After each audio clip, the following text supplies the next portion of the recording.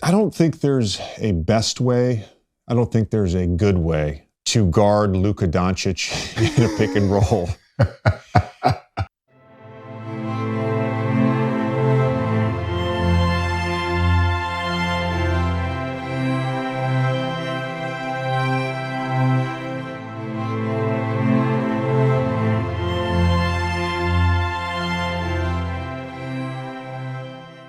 The Mavericks were in position to sign Luka to a 5-year, $350 million contract this summer.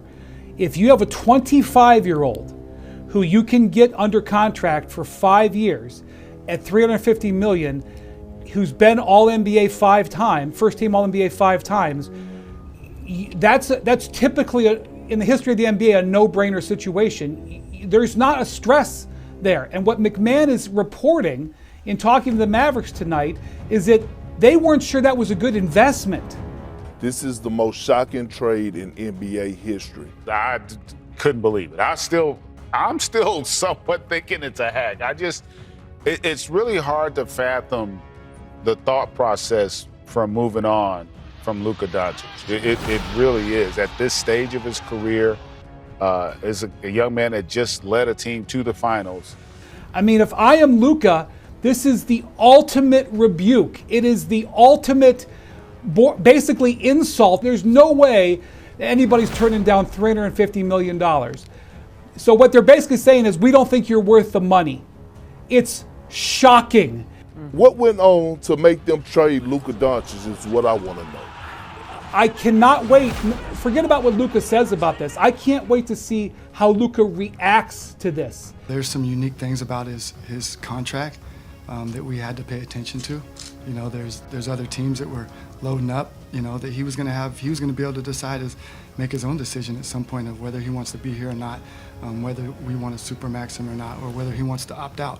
So I think we had to take all that into consideration and feel like we got out in front of what could have been a tumultuous summer. I don't know, man. I don't know. When I'm thinking about it sitting here more, I don't know. That trade just don't make sense to me. Like, now that it happened, obviously the Lakers know. Like, our franchise is Luka hand now. Like, Brian, you done. You're on the way out. We gonna build around Luka. And he understands that. He 40 years old. The Mavs obviously had to make a decision this summer whether to give him 5 years, $350 million. That's a lot of money to give a guy you don't think can stay in shape, who's always gonna be hurt. And let me tell you something. The only people know Luka Doncic is the Dallas Mavericks. Guys who've been with him for years or who are around him every day. He's a great player. He's a great player. But all us talking heads, they must know something we don't know. You gotta let Brian make a decision at this point. Like, hey, Brian, do you want to rock out and be with Luka? Because if he do, Luka gonna end up being, like me and E.T. was talking, and he was like, if he get around Brian, Luka gonna end up being the best player in the world for the next 10 years. Because he gonna learn how to work, learn how to train his body, learn how to eat right, and he gonna take the game to a different level. Because he gonna be around Brian. Brian, the best athlete ever. Look at him at 40. Does Brian want to be a mentor, though? I mean, at this point, he ain't got no choice. Yeah, I think it's, it's something that, as Nico's brought up, we are aligned, right? And so just understanding Luka, when I first came here, excited about the opportunity to coach an upcoming star and who became a mega star. And I was just blessed to have that opportunity to coach him. But when you look at the vision of the team and what Nico wants to build, I truly support that and truly believe that the players that we're getting are the ones that can help us achieve that, and that's to win a championship. I do think this kind of sets the end to like the LeBron James making all the decisions. They're like, hey, we love you, LeBron, but we're going to start what's doing best for the Lakers. That's what I got out of this trade from a Lakers standpoint, because I don't know if they didn't come tell LeBron, because number one, Clutch Sports is Anthony's agent. But it seems like to me, they're like, hey, you know what? LeBron's on his last legs. Let's start getting us a star for the future. And It's gonna be fun to talk about this trade, sit back and watch who wins the trade. Insane, man. It's crazy. Yeah, would have never thought Luka Doncic would get traded at this age, you know, mid-season.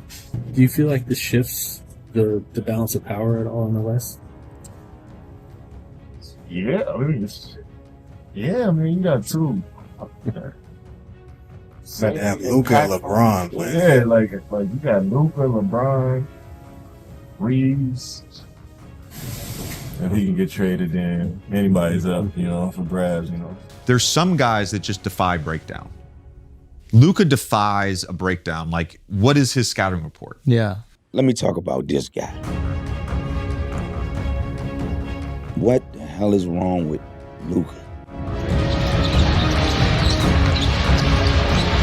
Got a hold of it, launches it.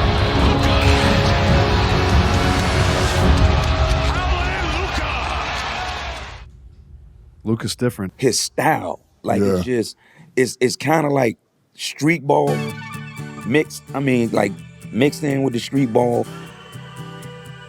And then I don't want nobody to take this the wrong way. Plays like a black guy. Ah, gotcha. I'm not gonna lie to you. He got the card, maybe. He be talking shit. Ooh, no to-go play. He can actually attend. Wow. I'm saying he can no to-go play. He's staying at the cookout.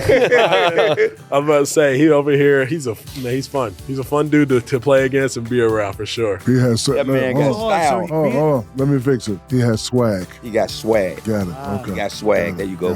The swag he play with is crazy. Like I think the best part is when he starts calling out what he's gonna do. No way. Because it takes like, you gotta be really nice to do that. I have not seen somebody since probably you to be about between 6'6" and 6'8", 8.5", 9. That the game and everything is just like moving in slow motion. To be able he to just moves at your own pace and be able to control every facet of the game. Yeah. He controls every facet of the game, from scoring to rebounding to passing to just his approach when he gets the ball. Like, even if a team scores and his teammate outlets the ball to him to bring the ball up, you can tell the way when he's bringing the ball up, you have that Magic Johnson, Luka Doncic mantra. We have that certain demeanor. When we're coming up the floor, you like something special. He's gonna do something. If you go and decide you want to go to concession stand and get popcorn, you can miss something. Yeah, Luka's that guy. Luka's that special. What's interesting about Luka, I think, he's one of a handful of guys in this era that can make any pass against the double team. Any. James is one of them. Yep. You are for sure. Luka's one of them. Yep. So why are you blitzing him? I don't understand it. Especially with the shooting they surround him with too. It doesn't make sense. It doesn't, because he's gonna make every read. I just think with spacing and with shooting, there's just no good answer. So if people want explanations about why we're having all these scoring outputs, it's because there's not a good fucking answer. No. Atlanta blitzes the most in the NBA. They decided not to blitz Luka Doncic because they were worried about the consequences. And he had 73. And he has 73. Right? There's just not good answers for the best players right now. No. I love his game. At first I didn't when he first came into the league, because I'm like, all it is step back threes, and they be short as hell. He was shooting like 27%, 30% from the three-point line early on. Just like, this is the guy? Yeah. But playing against him one time, they beat us like by 40 when I was with Golden State. And he was controlling every possession. I was like, yeah, he nice. Then his games just start expanding. I didn't realize how young some of these dudes really are. Like, you forget, because I'm 35 going into my 15th year. Like, Luka's like the guy, obviously, that's right on the precipice of accomplishing all those accolades and just, you know, what he's about as a player. And that threshold of like, how do you just crack through? I hope it's not now, but it's like when you play against him, like you can feel it. He has a real love for the game, and I can tell. I mean, he wants to be great, and he expanded his game. Like, you tell you're a fast learner too. Like, he probably watch a fucking MJ move and just go do it in the game the next night. Like, I feel like he one of those type of players. This is Michael Finley, Grant Williams. They tell the story, but I want to get to Luka. I believe if Luka were to like train in the offseason and get himself in tip-top shape, I don't think Luka realized he's great, I'm talking about he's transcendent, he's historically great. But I don't think Luka realized how great he can be. Yeah. Yeah, I mean, look, we all mature as we get older, right? I do think he needs to get in better shape on the one hand, but on the other hand, maybe this is the right shape. Luka Doncic don't play any defense. He's the reason. I'm like, wait a minute. Y'all went from he's the second reincarnation of Bird and somebody else combined.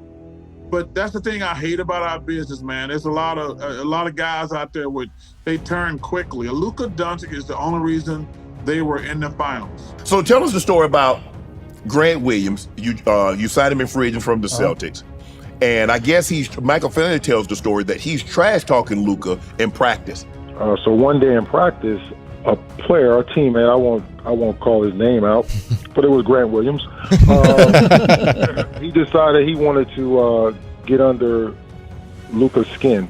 Grant was trying to define himself. Grant's a great guy, right? I still keep in touch with him. I like him a lot. And he was trying to define his role with the Mavericks. You know, he wasn't going to be the best player, but he was going to be a role player that had to fit in, made threes, but he was kind of like the enforcer.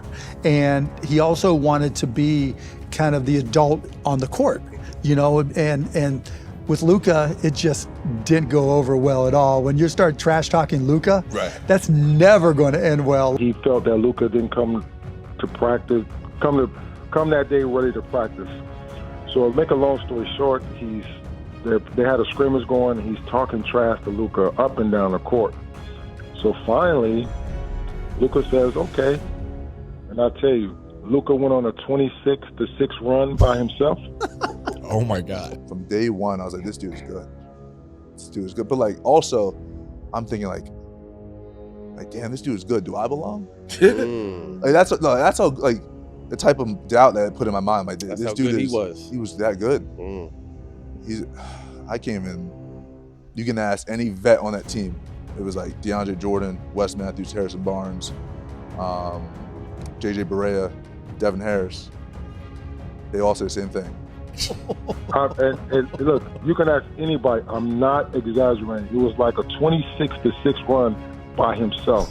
I played probably the best defense of anyone I've think about guarding Luka. And this man was hit. He threw up the ball 4 times and it went in.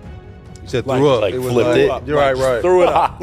Like one of those, like, all right, cool, like good defense, and he's falling away. He's not even looking at the basket. Threw it up, cash.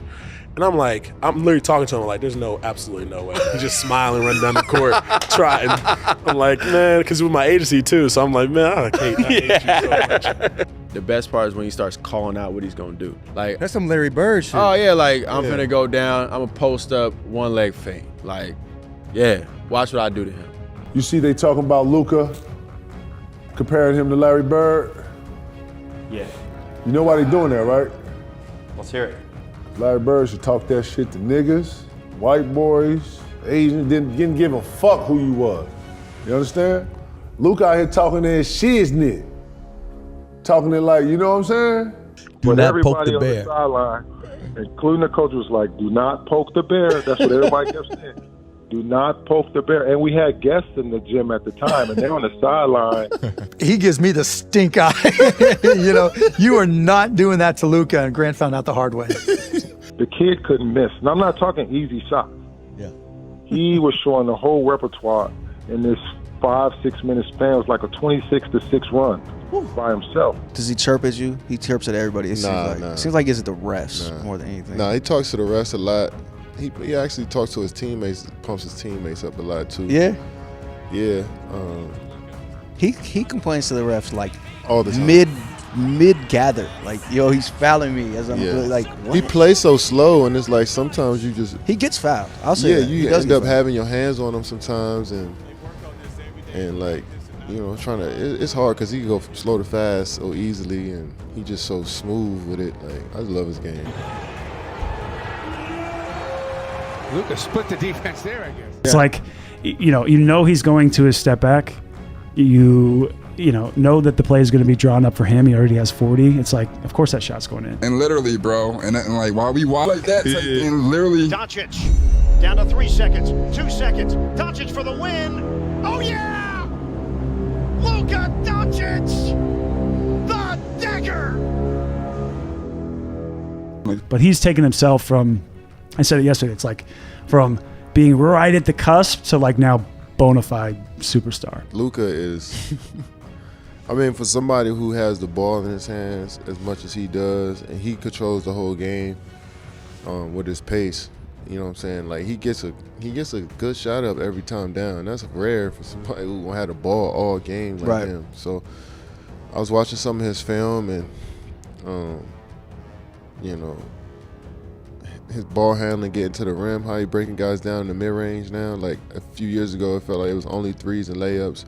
Now he posting up, shooting fadeaways. A lot of post work. Yeah, a lot of post work. A lot of midi work along with the threes and lays.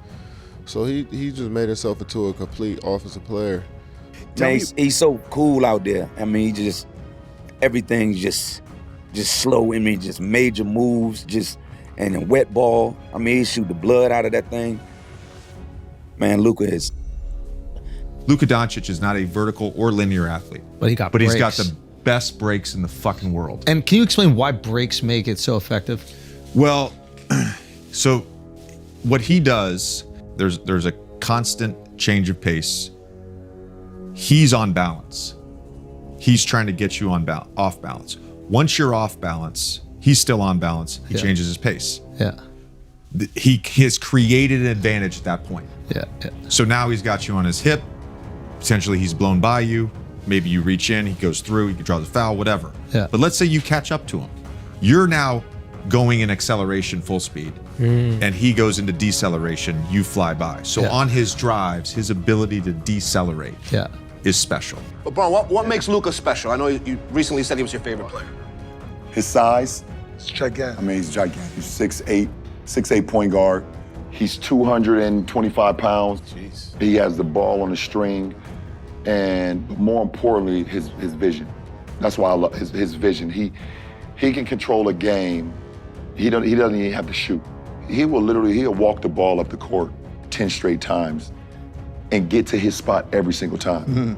Just because of his pace. He knows when he comes off a pick and roll, if they're hard showing or if they hedging or if they dropping the pick and roll, he know I could turn the corner because I got this shoulder, and I know the third line of defense, when I get there, if I just slow down, use my pivots, not even jump, just the Euro 1, 2, this guy's flying by. He's flying by every time. It's the mind. Also, you got to think that they're not through. They can't be through moving and trying to make moves with what they're going to be left with LeBron and Luka and no bigs and stuff like that. So you got to think that there's more moves to be made for the Lakers.